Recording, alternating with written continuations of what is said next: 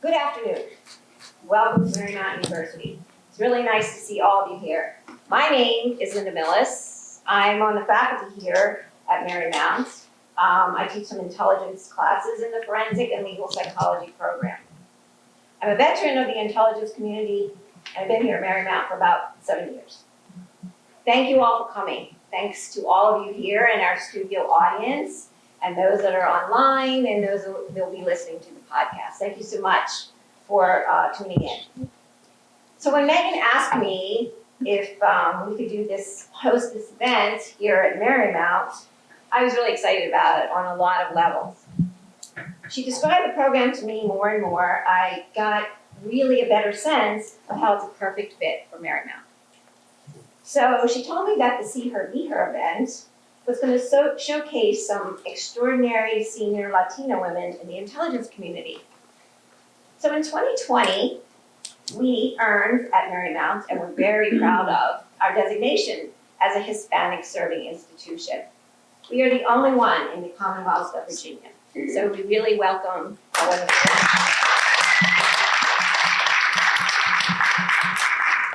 And secondly, our motto here at Marymount is learn with purpose, live with purpose. And these wonderful ladies here, all world changers themselves, I think are perfect examples of our motto here at Marymount. Thank you guys for coming. So just a little background on the forensic and legal psychology program at Marymount. We are the first university in the nation that brings together psychology, law enforcement, and intelligence. And we've been doing that for about 6 years. So I have several Marymount students, I call them my rock stars, here today helping out. Maybe you met Quinn and Haley outside. But we have Emily Hewitt and Hope Wilson are going to help us be the MC for this event. So thank you again to all of you for coming to Marymount. I'm going to hand it over to Emily.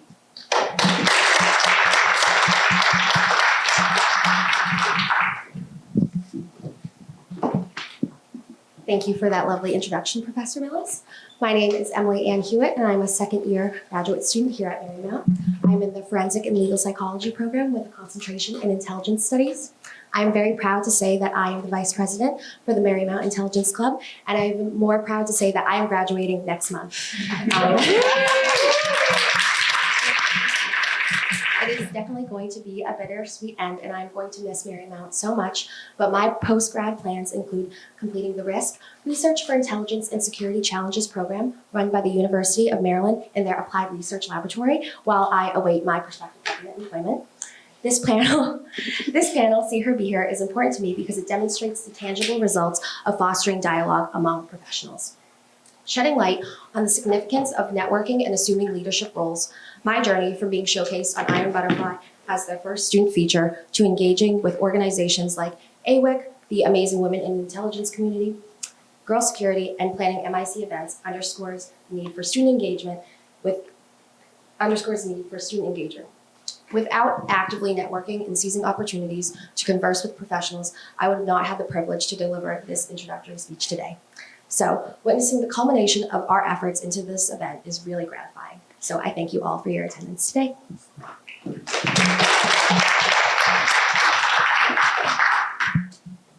Hello, everyone. My name is Hope Wilson, and like Emily, I am also a second-year graduate student in Marymount's Forensic and Legal Psychology program with a concentration in intelligence studies.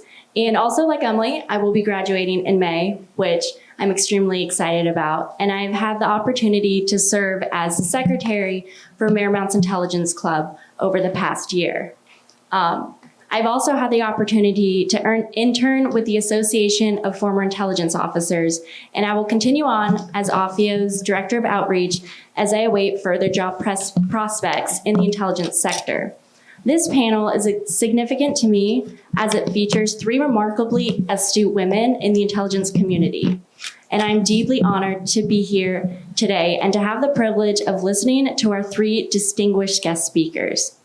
I believe that it's important for my fellow female classmates, as well as myself, to learn from other women in the intelligence community and to understand that we are capable of achieving our career aspirations in national security.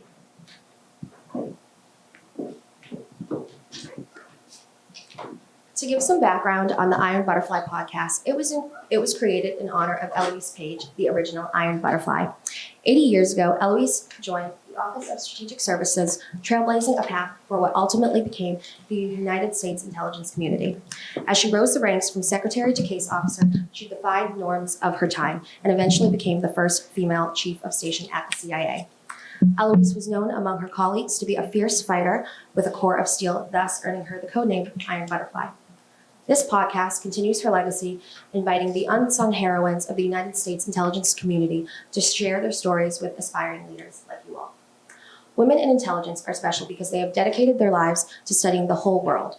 Through conversations with hundreds of women in intelligence over the past few years, we have come to understand that the world is at an inflection point. Women hold a more central role in society than ever before, and at Iron Butterfly Media, we are committed to amplifying authentic voices that inspire women to create wherever they are. So please pull up a chair. Our changing world needs new ideas made real, which begins with you. Welcome to the live Iron Butterfly podcast.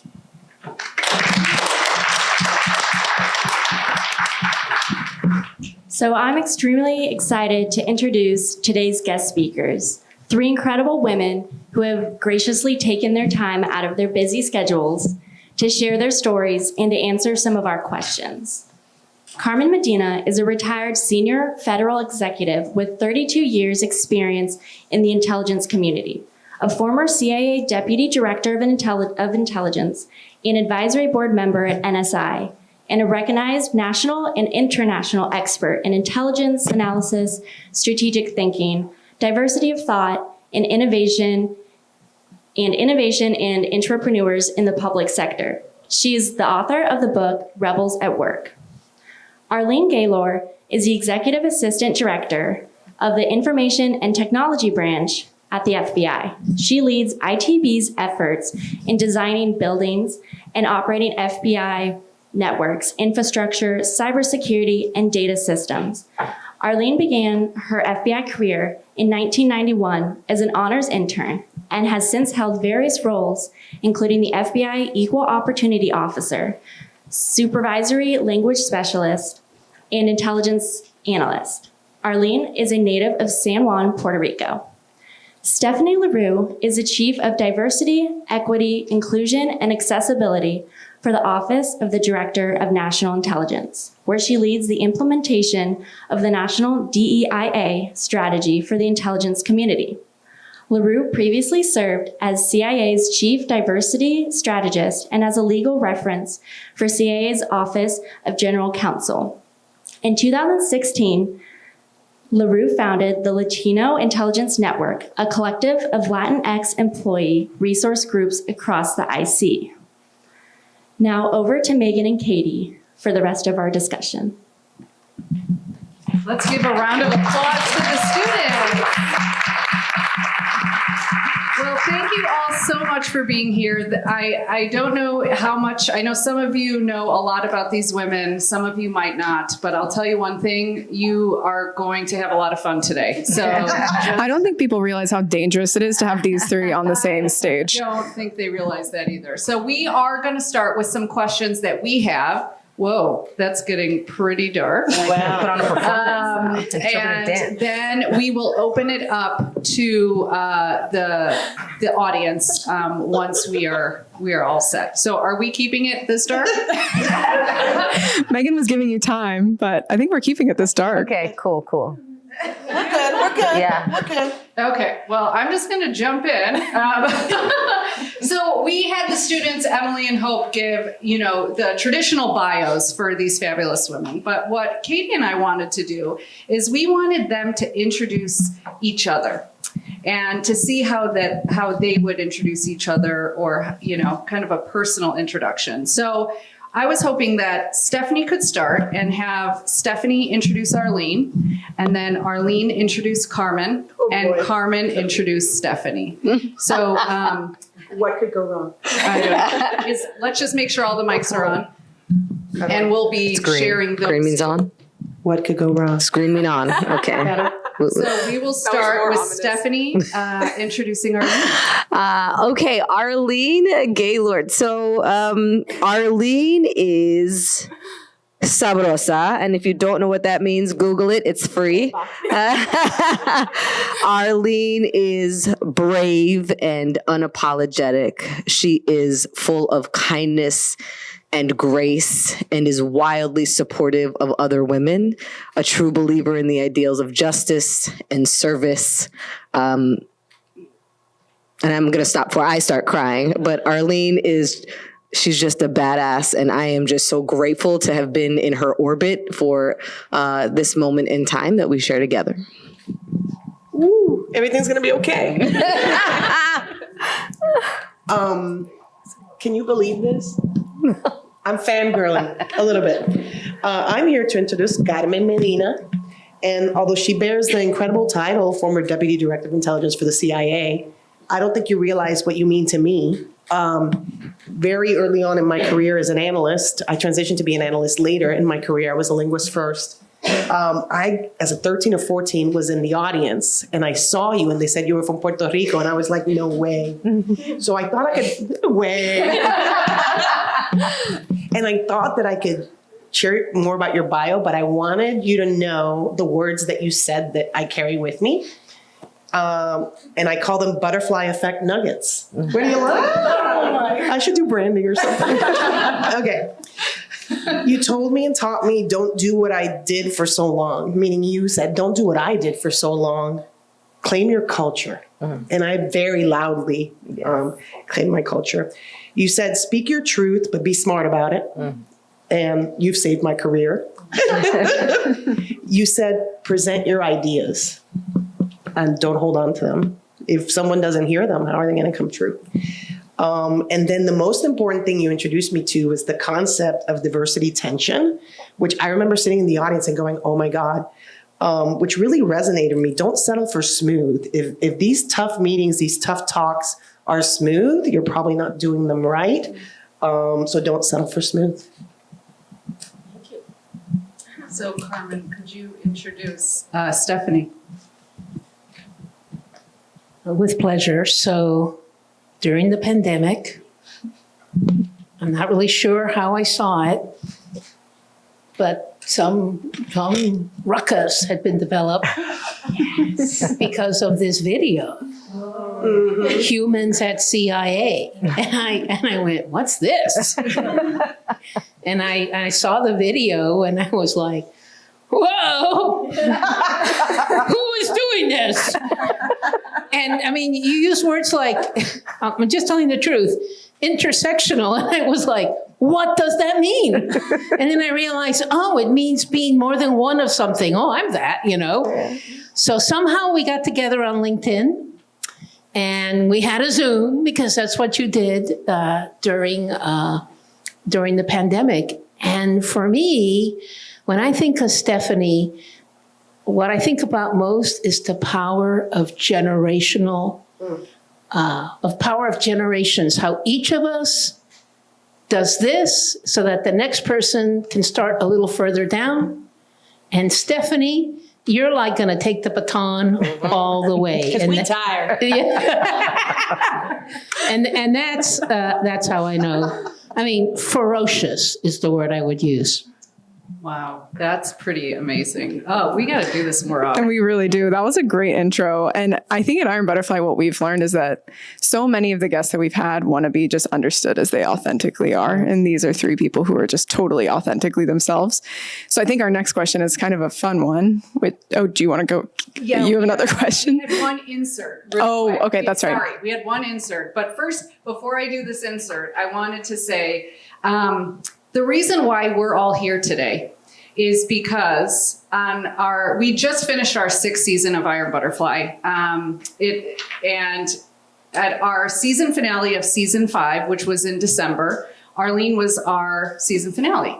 And we were sitting in the studio and she told us the story about Carmen and how Carmen was her, see her, be her.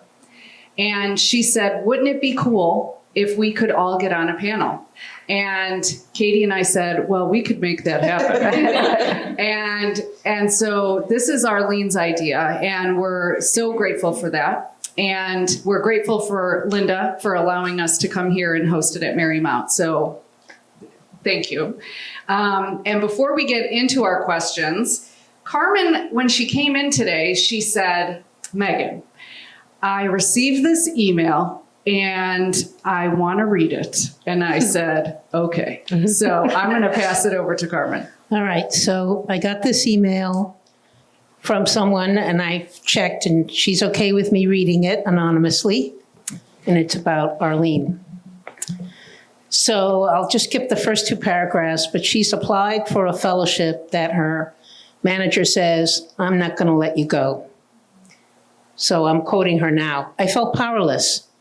And in a moment of desperation, parenthesis, brilliant strategic maneuvering, question mark, I, ground level analyst, emailed Arlene, one of the highest ranking executives in the FBI, told her about my research proposal and asked for her support. She immediately emailed me back saying she loved my idea. She asked to be my executive sponsor, then emailed the unit chief handling the applications to let him know she was sponsoring mine. It was a stranger throwing a Hail Mary pass, appropriate for Marymount. Arlene caught it and changed my life. The executive who tried to stop my application later suggested, with a resigned shrug, that the high-level sponsorship I secured was what enabled me to accept the fellowship. As you know, the fellowship empowered me to have positive impact beyond anything I ever imagined. It also helped me heal. A dear friend and colleague once said to me, we need to pull each other up. When I think of Arlene, the image I have is of me being held underwater and Arlene coming along, shoving everyone out of the way and pulling me out so I could breathe. I've been able to do so much with the oxygen that was gifted to me because an insanely busy FBI executive took the time to answer an 8 a.m. email from a stranger a couple of years ago. And now I'm writing this on the DC Metro crying. Arlene will say she didn't really do anything, but what she did was everything. I've titled my project, quote, The Little Things Matter, for a reason. The little things are, in the end, the big things.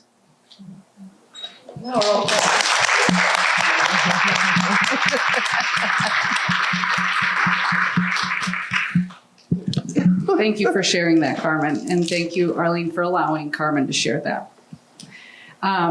Okay, over to you, Kate. On to your regular questioning.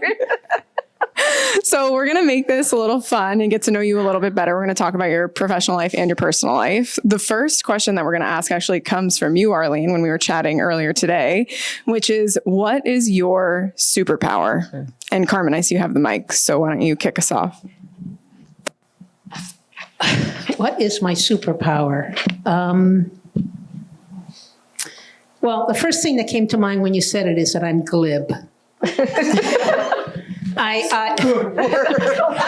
have a felicity with words that allows me to express ideas in ways that seem to connect to other people.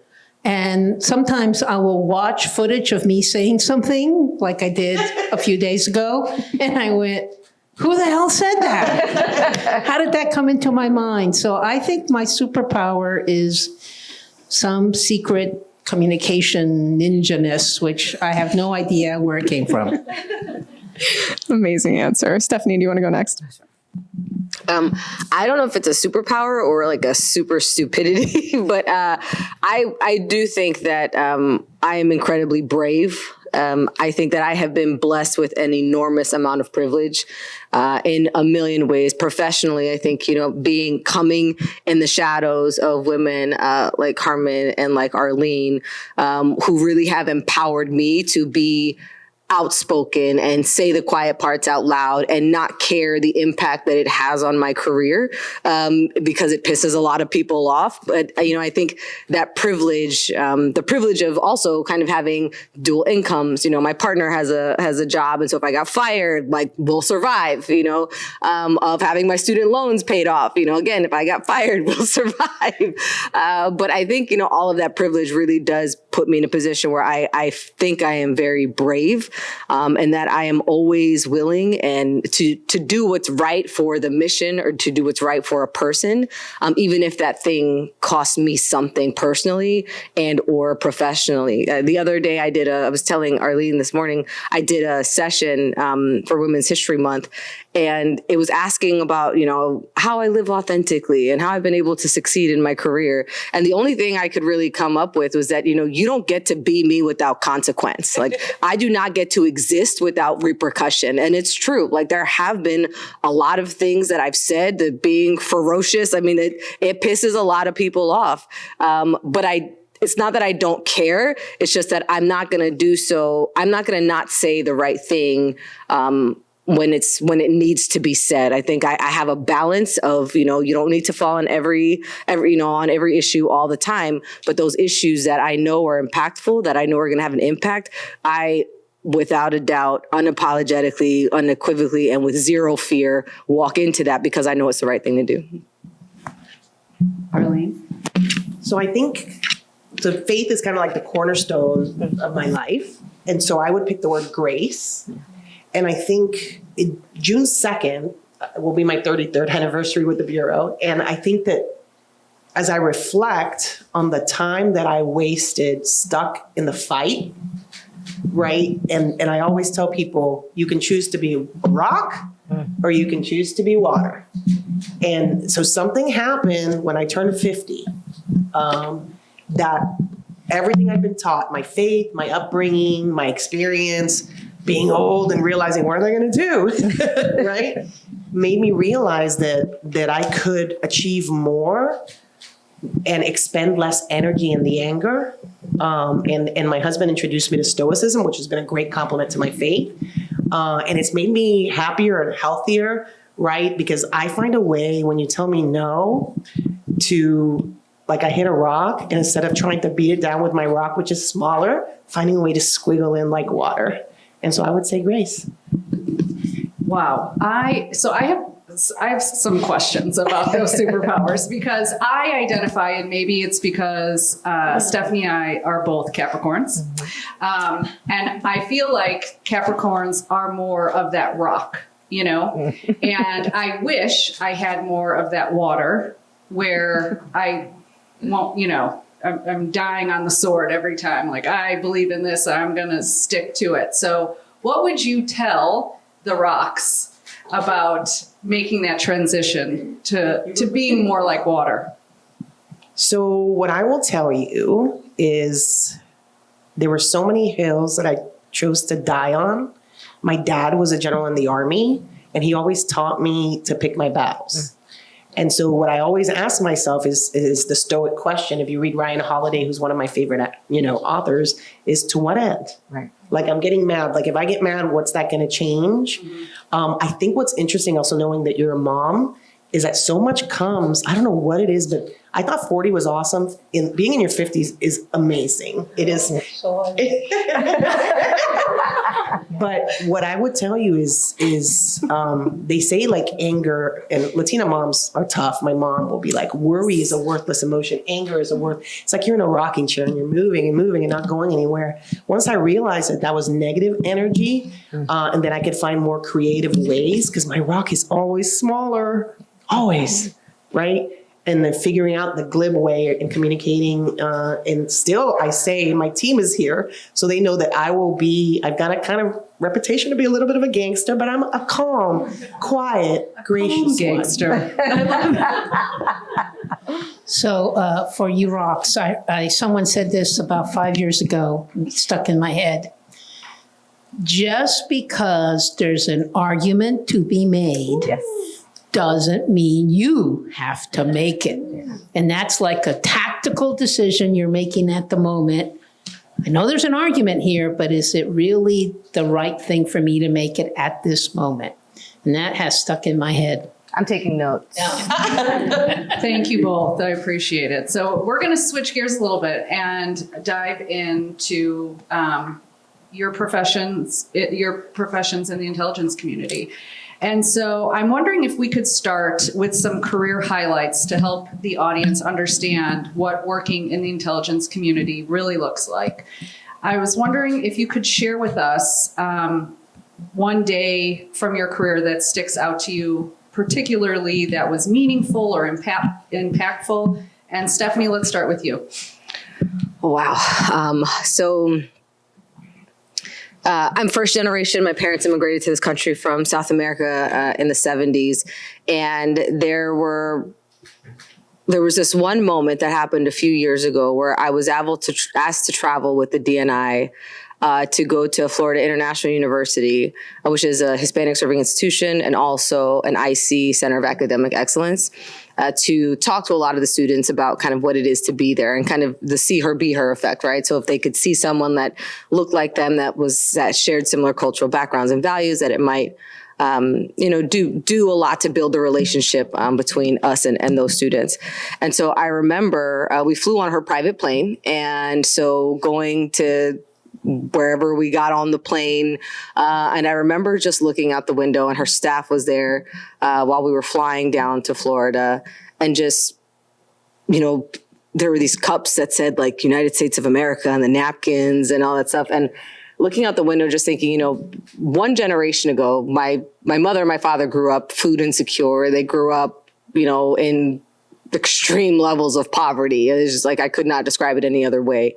And from that generation to see myself now on this private plane with the director of national intelligence, having my experience working as an attorney at CIA and doing, DEIA work now and being asked to be that person that other people can see themselves in, with the little cups and all that, it's just the experience was so overwhelming. And there was this piece of me that I took a picture of the napkin and of the cup and I sent it to my mom, like, Mom, look how cool this is. And her response was like, bring it home. And I was like, I'm not going to put a styrofoam cup in my purse, Mom. But I really did think about it. But to be able to, reflect in that moment, looking out that window of that plane with her, just thinking about how my family was able to accomplish in one generation what it takes so many of us to accomplish in multiple generations. And knowing that there's this narrative about the Latino community specifically that we don't contribute to the economy, that we're all of these bad things. And to know that my family has worked so hard to get from there to here, again, in one generation, was really a moment for me where it's so overwhelming. And I was so proud, not just of myself in that moment, right? But I was proud of my family. And I was proud that I was going to have the opportunity to engage with other students at FIU. But I was also proud because I brought a young Latina with me on that trip. Because when the DNI said, I want you to come, I said, cool, I want someone to come with me. And I asked her for that. And she said, absolutely. And so I brought a young officer who went to FIU with us. And so again, see her, be her, and bringing her up. I mean, it really just was a really, really awesome day in my life. Arlene, you want to go next? I'm going to try to keep it together. So when you become a senior executive, there's only one kind of award you can get. It's the Presidential Rank Award. If you listen to my podcast, you heard me say, I'm not an agent. So I always have the feeling like I shouldn't be here, right? Because everything that I've done, I've been a first at one point or the other. It meant the world getting the award, right? But it meant the world why I got the award, because you have to write your own award up. That's how it works when you get it. Welcome to the government. But Tell me why you're great. They wrote, my staff wrote this beautiful award about the intelligence things I've done, linguist things I've done. And I said, let's write about mentoring because that's what feeds my soul. And I feel like that's my legacy. And they're like, okay, we don't know if that's such a good idea, boss, but if that's what you want, still got to get approved by the director. And Director Ray approved it. And what made that moment full circle and special to me, my dad couldn't be there, but my brother and my 3 nieces, my daughter and my mom were there. And so that concept that you introduced me to, this, if you can't see her, how can you be here?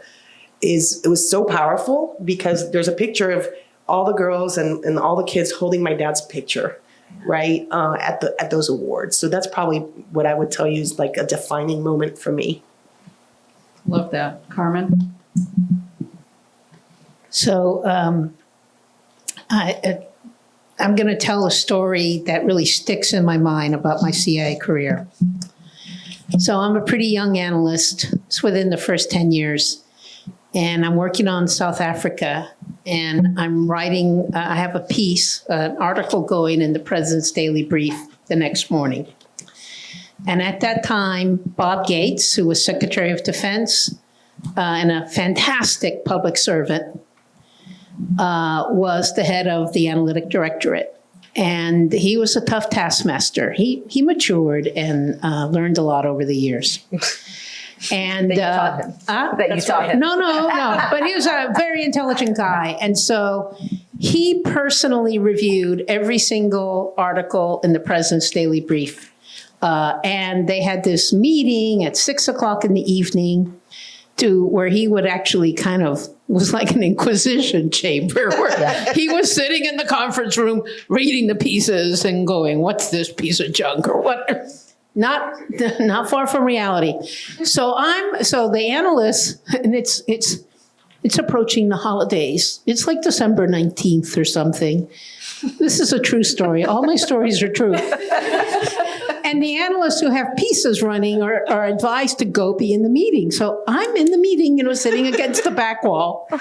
And Gates starts reading this piece about some complex technological subject, which I won't discuss in detail. And he goes, I don't understand this piece. Where's the analyst? Everyone's looking around. And somebody says meekly, he's at the office holiday party. And Gates goes, doesn't he know that when he has a piece running in the PDB, he does not go to an office holiday party? And I'm like, I'm here. No party for me, So kind of a silly story, but it says a lot about the culture at CIA.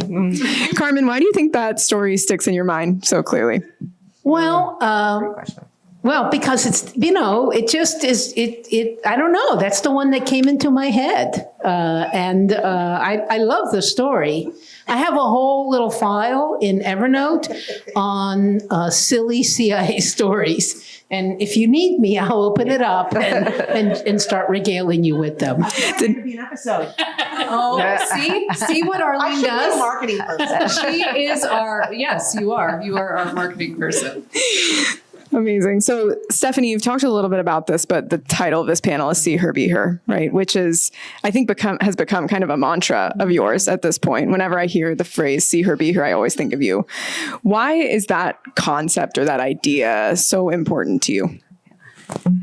So, many reasons. I think the first is that, I am a true believer in democracy, and I believe that a legitimate democracy requires a government that represents the people that it serves.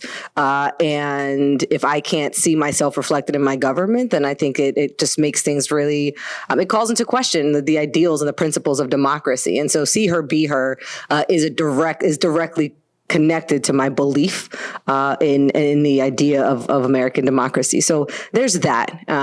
Also, I will tell you, one of the reasons the permission that I needed to be the way that I am and move in this way is because of Arlene. And we sat on a panel one time, and it was a completely separate panel. We didn't know that we were going to be there, but we got on stage. And in that moment, I think it dawned on me as well that she was her. That very early on in my career, I went to FBI, I think it was for a Hispanic Heritage Month event. And I was, junior, I think I was probably like a GS 12 or something in my career. And I saw her, and she was just, my God, I don't even know how to describe it. Her hair was out and curly, and she was saying words in English and Spanish. And she was just, owning her space. Unapologetically. Sometimes, at that point in my career, I'd seen a lot of women who would give speeches and things like that. And they would say things along the lines of I don't deserve to be here. But in that moment, you walked in oh, hell yes, I belong here. Excuse me. This is my space and my time here. My credentials, get out my way. Next question. And I had not seen a woman that looked like me, that came from that background, move with that confidence and that level of energy, ever in my career. And to see her in that moment, that was a game changer for me. You know, I saw that and I was like, she has achieved so much. And I remember too, you were talking about the color of your badge, how when you get to that senior role, you know, you get a different color badge, and how, but how she was told that she didn't want to change her badge color. That one? No. CA is different, right? I didn't get one. And so I remember you saying that, you know, the color of your badge, how people, you didn't want to change the color of your badge, but how people came to you and to tell you that when other people see that badge on you, it means more. So it's not about you and it's not humility. It's about what that represents for other people. And so hearing, again, that story combined with, you know, the seeing you like that. And then earlier that day, I had an experience where, you know, I was dressed up in a suit and someone just assumed I was the paralegal on the team and not the actual attorney. And there's nothing wrong with being a paralegal, but to constantly, like, that's a microaggression, right? To constantly have people think that you are the paralegal and not the attorney. And so that day, like, I combined with seeing her, I was like, you know, people are going to think nonsense about me no matter what the hell I wear, no matter what I sound like, no matter what my hair looks like. If I dyed it blonde and pulled it straight, it doesn't matter. Like, I'm still going to be me. And so why not be comfortable in me and in the way that I move and how I present myself? If they're going to judge me no matter what, I might as well be comfortable doing it. So Arlene gave me that permission. So you only get Stephanie today because of the Arlene that existed 10 years ago in that space. And so it really was a see her, be her. Like, you opened up the world for me to say, be whoever the hell you want to be. And also you can still achieve greatness and be a leader in this space, being your authentic self. Like, if you will allow me to indulge me, there's a story I feel I need to tell. The number one bit of feedback that I've gotten my entire career, and one time it was told me, had me twisted in knots for 2 years, was that I didn't have presence. And then I read the book Presence by Amy Cadie. But it took me 2 years. And I think I appeared confident, but that like tore me up for 2 years. And then I realized, oh, I don't have your kind of presence, but I got my kind of presence. And then I figured it out that I couldn't, even if I tried to be like him, I couldn't. But I'm grateful, right, for Amy Cadie and her book, because I found it at just the right time in my career. But that was when I was still imposturing, you know, faking it. Well, I couldn't tell. Faking it till I made it. Yeah, no, you gave me everything I needed in that moment, like everything I needed. And I still need it, you know, to this day. So like I said, serving on that panel together was so great because, serving on that panel together was so great because it was just really a moment for me. Like, and I never told you that. I never said like, hey, Arlene, like you were her for me. And so, and I think that we had a whole moment, and we're both in true Latina fashion, highly emotional. But it really was such a beautiful moment, for me, at least, to be able to give you your flowers while you're still here. Because a lot of people don't get that.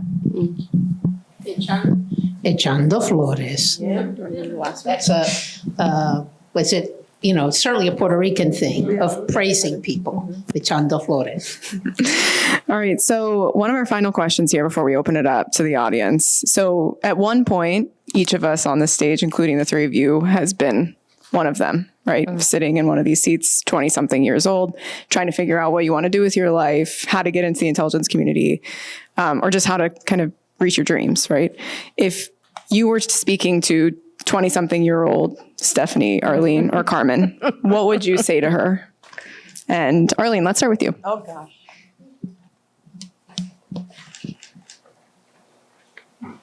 Mija, it's going to be okay. Mija is what my dad and my mom called me. Mija, my daughter. I wish I would have known that the worst, losing a baby, getting divorced, you know, transfers, jobs not given, you learn about it in your faith upbringing, but it's until you live it and you're looking in the rearview mirror that you realize that every bad thing is what made you you. Yeah. And so when I get that, number one question I always get is any regrets? I don't have any because of all the bad got me here. So I would say, Mija, no matter what, it's going to be okay. Stephanie, you want to go next? Sure. I think not just a 20-year-old Stephanie, but still this Stephanie needs to hear that. To not let my emotions overcome my intellect. I am brilliant and I own it 110%. All right. I'm not going to pretend like I'm not. Okay. And also, sometimes I care so much about a thing that I allow my emotions to overcome my intellect. And that hurts me, and that hurts the thing that I was brought here to do. So I would tell my earlier self to remember not to let my emotions overcome my intellect. And I continue to tell myself that to this day. Wow, I don't know what I can say, but I started in '78. And then I was doing pretty well. And then when I spent 3 years overseas in London, 1990 to 93. And that's when I first realized that maybe I was pretty good at what I did. In other words, You were brilliant. You're brilliant. well, I wasn't going to say this until you said that. In the English kind of society, they kind of liked me. And interestingly, they couldn't figure out why a Puerto Rican was working at the CIA. That completely confused them. And the English enjoy eccentricity, which I am a little bit. I have tried to tone it down, but and we're not eccentric. Okay, They're bored. And so when I realized, oh my gosh, they like me, they really value me, and they think I'm like really interesting and perceptive, that brought me back to Washington, going, okay, well, Excuse me. Excuse me. Yeah, I'm here now. So I don't know how that relates to what I would tell a 20-year-old, but it's my story and I'm sticking with it. I love it. I love it. So before we open up to all of you and we turn the house lights on, if you are listeners to Iron Butterfly podcast, you know that the name of our podcast is Iron Butterfly because Eloise Page, who was the first female chief of station at CIA, her code name was Iron Butterfly, and she was named that by the men for being a fierce fighter with a core of steel. So at the end of each episode, we always ask our guests to give themselves a code name. If they had to give themselves a code name, what would it be and why? And so all three of these women have been on the podcast individually before, and they have given us their code name. But I would like you all to share your code name with the audience. And let's start with Carmen. So my code name is Rebel at Work. Yes. And I didn't know I was a rebel at work until the 1990s when I realized the internet was going to change everything for all knowledge organizations. And I tried to convince the CIA of that. And I won't take up more time telling. She was right. I was right, but they didn't believe me. So I'm a rebel at work. Arlene, go ahead. So mine is Corazón. It's a Spanish word for heart. And unapologetically, I love people, my work. And my mom will tell you that even when I was chiquitita, that if I was going to be sad, I'm sad.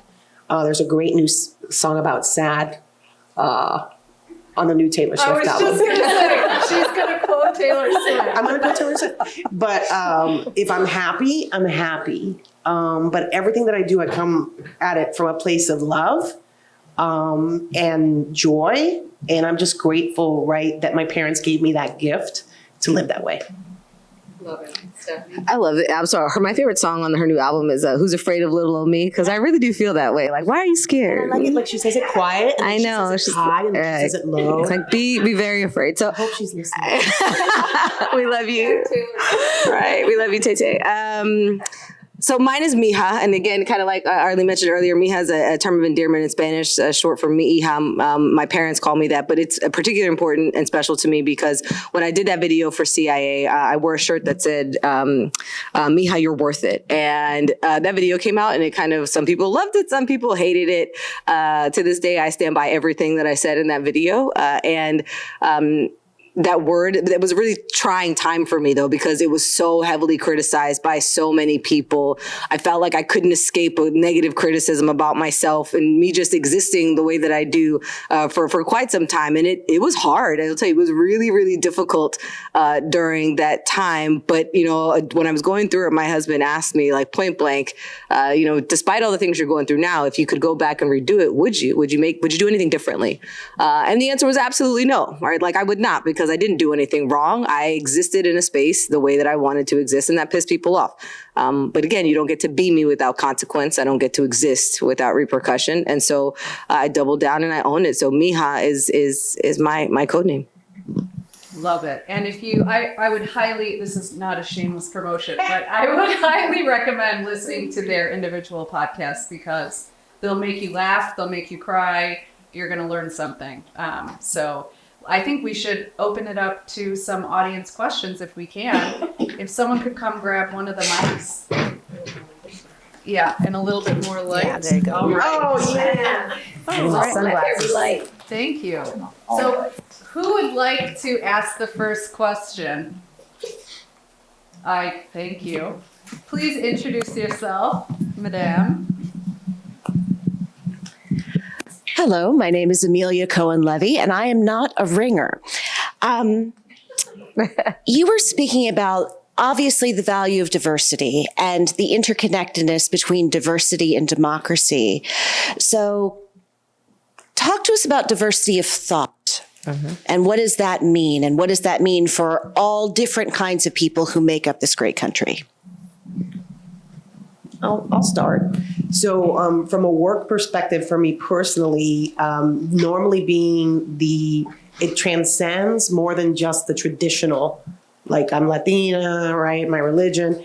At the Bureau, right? Being a non-agent, being an analyst, being a linguist means that I bring something completely different, a different skill set, a different optic that can help enhance operations and has been very important, right? And I think one of the reasons that I've been successful is to be able to bridge and bring and leverage that diversity of thought into everything that I do. And I do have so many intersections, right? I have done 3 distinct jobs. I've been a linguist, I've been an analyst, and I've been an executive. And being able to bring that to the table when it's sometimes not there. So I think it just makes for richer, better decisions. So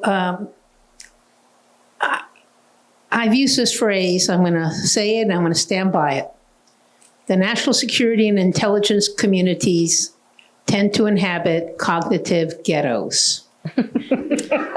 Cognitive ghettos, by which I mean that...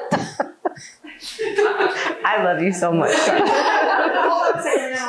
By which I mean that they define what is relevant to national security in the terms of the founders of the national security field. So that's like guns and trains and planes and stuff like that. And every time, or most times, we've been surprised by an event in the world. It's because of something outside of that domain. Merchants in Iran, moms in Egypt, get really mad about something and present a situation to the community that they did not see coming. The only way you can fight cognitive ghettos is through diversity of thought. And now I get to explain just briefly what diversity tension means because it's key. You introduce different ways of thinking into a team, you introduce more tension. It's inevitable. Most managers and most just workers don't know how to have productive conflict and don't know how to manage productive conflict. So you inject the diversity of thought, you create diversity tension, and 9 times out of 10, maybe less now, I hope, people don't get the benefit of diversity of thought because they can't productively disagree. So diversity of thought and diversity of tension must come hand in hand and must be dealt with constructively. I think that's a great question. And I kind of want to start by just kind of reminding everyone that we have one job in the United States intelligence community, and that's to protect American people, period, hands down. And everything that we do needs to be in furtherance of that mission. Diversity of thought, diversity of groups, cultural, linguistic, regional, where you went to school, professional, all of that, groups that are diverse in every single way are better at identifying facts. They assess those facts in a more unbiased situation, right? Cultural diversity. You're able, if you have come from a certain cultural background, you're going to be able to build rapport with an asset in a foreign country probably a little bit faster than someone who does not have that shared background. If you're a linguist, you're going to be able to identify nuance in language and in tone and in patterns that perhaps AI or someone else is not going to be able to pick up. All of that diversity helps keep Americans safe. It helps us get the information that we need to get to policymakers so that we can keep Americans safe. And far too often, I believe that is not considered, right? Neurodiversity right now is something that is really, our inability to really benefit from that group is driving me bananas, because our neurodivergent populations, their ability to assess patterns is unparalleled in some instances. They are less prone, again, in some instances, depending on where they stand, but they are less prone to bias in writing and analytic products.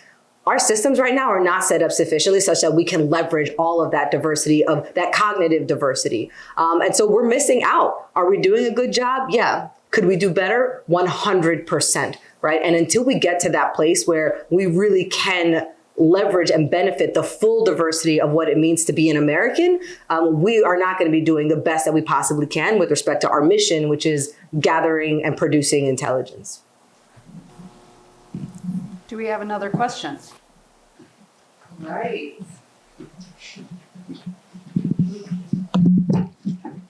Hello, my name is Stanley Johannes. I wanted to ask, when trying to enter a new space that it lacks diversity, how do you sell yourself in your unique set of skills and all of your diverse experiences as something like, how do you show other people that this is something that they would benefit from having more than just going back to the same thing that they've always have? Great question. So something that I learned early on is to make myself indispensable. And so what I always think about when I come into a group, not focusing so much, because I think I'm already kind of nervous and insecure about what makes me different, but what I can add, what value can I bring, and how can I help us win in this mission that's so epic. So at the end of the day, making them wonder, wow, if she's not here, what are we going to do? And letting the work kind of speak for itself, and not allowing the focus to be that I'm the only or the one has been so important for me.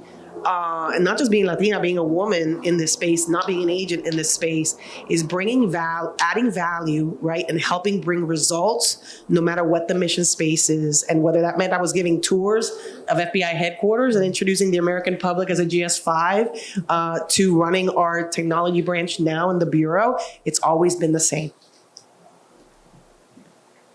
I think you have to do it and not speak it.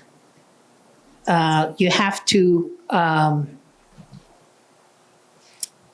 you just have to, I love this phrase. I think it's some kind of a rephrasing of Sartre, Jean-Paul Sartre. You secrete your essence through time. You could have been this, you could have been that, but in the end, you are only your actions. And well, it's pretty powerful, so that's why I remember it. But if you lead by talking about your differences and the value that they bring, you risk turning people off to that. I'm not praising that behavior, but it just seems to be human behavior. So you have to act, and what Arlene said, act in a way that shows them you're indispensable. So I learned this from my therapist. If you don't have one, go get one. You think you don't need one, you're the person who needs one. I say that everywhere. So, ma'am. Okay. So what I would advise is don't try to be liked. Right? People are not everybody's going to like you everywhere you go. And it's going to be for a million reasons. Some having nothing to do with your identity, some having everything to do with your identity. But instead of trying to focus on being liked, pick 3 characteristics that are important to you and that are kind of in line with your values, right? What are 3 things that are important to you? So when I did that exercise, the 3 things that I wanted everybody to walk away with an engagement with me, or the three things I focused on were competence. I wanted people to know that I knew what I was talking about. I was a subject matter expert in whatever it is that I was brought there to do, right? Reliable, that if I said I was going to do something, I was going to do it. And I was going to do it well, and I was going to do it on time, and I was going to pay attention to every detail that there was to know. And lastly, that I was going to be reasonable, that if we didn't agree on something, I was going to be able to have engaged in dialogue with you so that we could come to some kind of consensus or, agree to disagree, right? But those are the 3 things I focused on. So I really wanted everyone that engaged with me to walk away, whether they liked me or didn't, say, you know what? I think she's a whole pain in the ass, but she's competent, she's reliable, and she's reasonable. And so I focused on those 3 things that I can control and less on trying to be liked or on controlling things that I couldn't, like my gender, my hair, any of that stuff. Oh, sorry. Got short arms. Well, one that's awesome. And that reminded me of a trio of advice I heard early in my career. And somebody was asking someone, African-American man who had become a senior at the agency, what was his advice? And he says, you have to achieve 3 things in your career to reach this level: substance, style, and savvy. Substance, you gotta be competent. You can think or even be the smartest person in the room, but if you don't contribute at that level, nobody cares. So that's substance. Style is you have to have a way of being that at least attracts more people than it repels.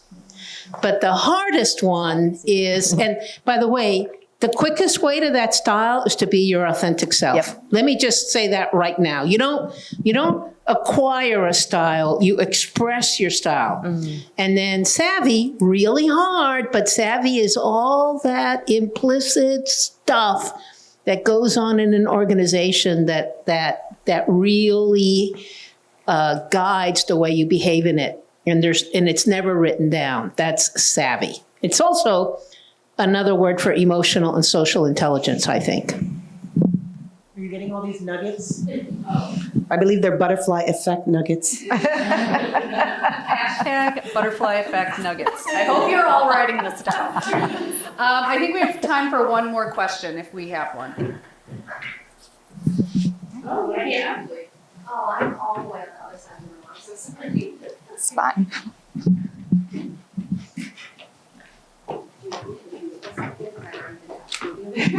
Sure, do you? Hey, it's Emily again. Okay, so a lot of the conversation tonight has been about women being unapologetic. And even Stephanie, you said earlier that, you face consequences for being you. My question to all of you is, how have you navigated building a network and keeping a network with how strong-willed you are? Well, I think I am, but I don't have an answer. So if you're a coaching or mentoring client of mine, you will hear me say this. I hate the word networking. It doesn't feel true to me. It feels like something that I felt like I was told I had to do. And I have a really dear friend that was also in the intelligence community, I will not name her, that we read Lean In and we were going to do the Lean In thing. And it didn't work because it wasn't authentic. So I surround myself with a very small and elite group of people that I can trust. And it's not so much about, because networking is about what people can do for you and what you can do for them. Right. And to me, that just, I don't like it, right? So for me, the networking that I do is because I'm doing it in the appropriate space. And because a lot of people are like, hey, let's go for coffee. And I was like, well, I don't really like you. Like, I'm not sure I want to to be there for 30 minutes. Hard pass. Right? So for me, it's people that I want to be with because I spend 12, 13, 14 hours at work every day. And I want to be with people that fill my cup by my choice. That was the best look. You're like, I think I'm giving you the microphone. Yeah, I think, because I was a rebel at work and I really thought I knew what the agency needed to do, I became obnoxious and disliked. And as a result, I actually lost my network at CIA. I had a huge fight with 3 other women that we were like this. And that was the last time I talked to them. And that was extremely painful. I also don't like the word network. I don't like that it kind of implies that we're objectifying other people. This is going to be nutty, but I'm going to say it came into my mind. I read a book many years ago about a woman who visited a convent and spent like a year living at this convent. I think it's called the Cloistered Walk. And there was she was asking the nuns about their, not marrying and so forth. And one of the nuns said, I feel that because I don't love any particular people, I can love all people. And that made such an impact on me. So it's like, you don't know whom you meet, who's gonna end up being important in your life. So I really try to treat everyone as best as I can. So very difficult, as you are someone who is going to be potentially important in my life, and I value that. And before I hand it back, the one thing that I wanted to say is please don't let my words, it might work for you and it's worked for others. And I will say, because of my failure to live within that construct, it took me longer. So it's really important, those of you guys coming up, if that's the way that the corporate machine is working, I'm just telling you that I failed at it. And that it took me longer, but that I'm okay. So I have 2 things. So first, I think if you're going to exist in this way, like for me, at least what's important is that because I am so assertive in a lot of ways, I have to also make sure that I am very humble, that I am self-aware, and that I am open to feedback. Right? There has to be certain people within my group that feel comfortable giving me advice and pulling me aside, say, hey, Steph, not like that. Right? And I have to be able to hear that. I have to know that, do I want to win or do I want to be right? And I need to have people in my circle that do that. So for me, I don't have I wouldn't say mentor sponsors. I really focus more on a board of directors, like my own personal board of directors. And these are people who are more junior than me, to people who are older, more senior, across different career fields, across generations, across different agencies. But I really leverage them when I have a very specific issue. I will go to them and say, hey, here's where I am right now. These are all of the factors that play. What do you think? But if I'm going to take the time to ask them something, I need to respect that and be able to actually hear it and do something about it. So if you're going to move in this way, you have to make sure that you are self-aware and that you are humble enough to be able to ask and listen when you get that kind of information. So have your own board of directors. I've got people here today in the front row that I would consider members of my own personal board of directors who tell me Stephanie, that was really shitty. Maybe next time don't, right? But they feel comfortable telling me that. And when they say it, I can hear it, right? Because there are going to be a lot of people who, and I've received the feedback, I don't like the way I move. I'm arrogant, whatever, cool. But I take the people, the deliverer of that message, right? I have to consider that as well. And so I will always thank them for whatever feedback they give me, because I do believe feedback is a gift. But if I don't want to do anything with it, I'm like, cool, thanks, and I'll move on, right? So, but you have to have somebody or somebodies in your life that are comfortable telling you when you need to make a change or change up something about your behavior, and that you trust that it's coming from a good place and not from a bad place. Wow. Well, I hope you all enjoyed this conversation as much as we did. And I want to personally thank Carmen, Arlene, and Stephanie. You always bring your true, authentic selves to everything you do. And we love you for it. We thank you personally for your support and mentorship, but we also thank you for being leaders in the intelligence community. We need more of you. So we just cannot thank you. Some of them are here. The future looks bright. The future is bright. We also want to thank Marymount for hosting us. And Linda, we want to give you a round of applause. Thank you so much. And of course, to the Marymount Intelligence Club, Emily and Hope, another round of applause. Thank you both. We also want to thank our producer, Amanda. Give us a wave. Yay, we love Amanda. And our team, Amy and Alex. I don't know if they're still here. They might have, okay. And so thank you, Amy and Alex. We love you. And then last but certainly not least, we want to thank our partners at Poor Bear Stories, Jake and Joelle, who have probably been sneaking around taking pictures of everyone. I see Joelle right there. Hi, Joelle. Thank you everyone so much for coming. We really appreciate it. And we're going to have a reception after this. So thank you again. If you have listened to our podcast, you know that we have a saying at the end of each podcast. So if you know it, I'm going to count to 3. We're going to say it together. Okay? So ready? 1, 2, 3. Stay fierce and we'll talk next time. Bye.